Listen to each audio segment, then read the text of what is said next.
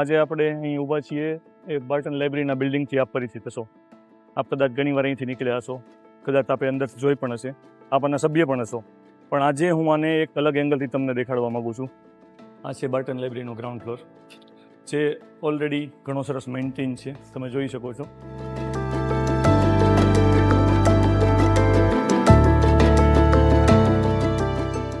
So now we have reach on the first floor. આપણે અહીંયા first floor પર બાર્ટનના પહોંચ્યા છીએ.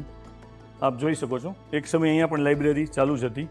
અત્યારે આપ બિલ્ડિંગને જરા ધ્યાનથી જોશો તો રૂફ તરફ આપને હું બતાવવા માગીશ. રૂફના વુડન પાર્ટ્સ તમે જુઓ, પર્લિન જુઓ, એના રાફ્ટર્સ જુઓ, દિવાલનો પાર્ટ્સ જુઓ અને દિવાલના અમુક ખૂણાઓ જુઓ. તેની અંદર થયેલું ડેમેજ તમને દેખાઈ રહ્યું છે.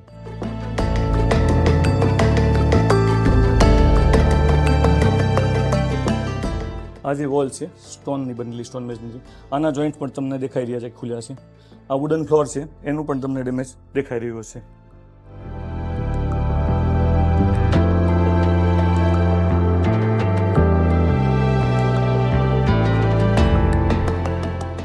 હવે જરા એરિયા જોશો આપ, તો જે જગ્યાએ રૂફ વોલ પર ક્રોસ થાય છે એ જગ્યાએ વોટર લીકેજીસના કારણે વોલમાં સીપેજ સ્ટાર્ટ થઈ ગયું છે અને એના કારણે સમયાંતરે આ વોલનું ડેમેજ સ્ટાર્ટ થયું છે.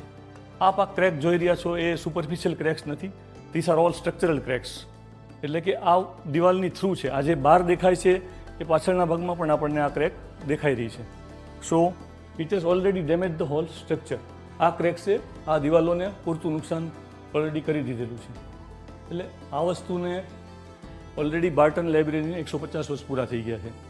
એટલે કે આ બિલ્ડિંગ એની જે લાઈફ સ્પાન છે એના કરતાં તો ઘણું વધારે સરસ રીતે ઊભું જ છે, પરફોર્મ કરી જ રહ્યું છે.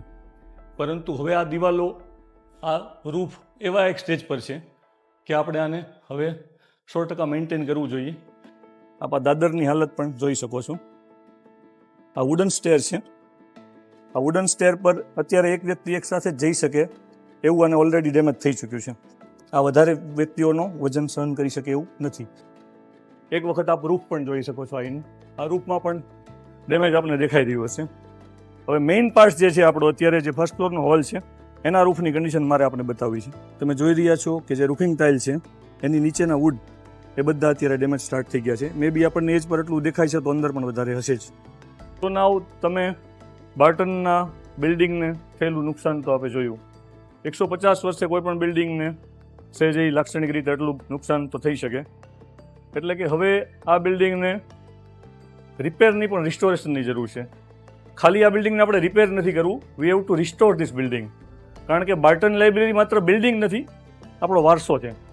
એટલે જે રીતે બનેલું હતું 150 વર્ષ પહેલાં જે શૈલીથી આને બનાવવા આપ્યું હતું એ જ વસ્તુથી આપણે ફરીથી આ બિલ્ડિંગને રિસ્ટોર કરવું છે, જેથી એનો લુક એઝ ઇટ ઇઝ એ જ ફોર્મેટમાં રહી શકે અને આપણી આવનારી પેઢી ફરીથી આ અમૂલ્ય વારસો માણી શકે.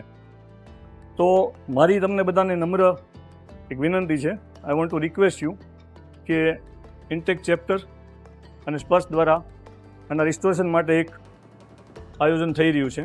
તો આપ બધા એમાં જોડાઓ, કોઈ પણ રીતે આપ એમાં જોડાઓ, અમને હેલ્પ કરો.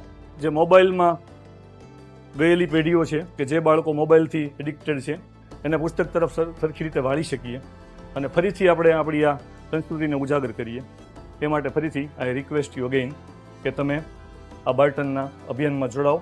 અને શા માટે આપણે આને આ સ્ટેજે કરવું જોઈએ છીએ એ મેં આપને જણાવ્યું છે કે હવે આ સ્ટેજ એવો આવી ગયો છે કે હવે જો આને રિસ્ટોર કે રિપેર નહીં કરીએ આ બિલ્ડિંગને તો કદાચ આગળ ઉપર આ રૂફ નીચે પણ પડી શકે, બીજું પણ કંઈ નુકસાન થઈ શકે, આની દિવાલો પણ ખરાબ થઈ શકે.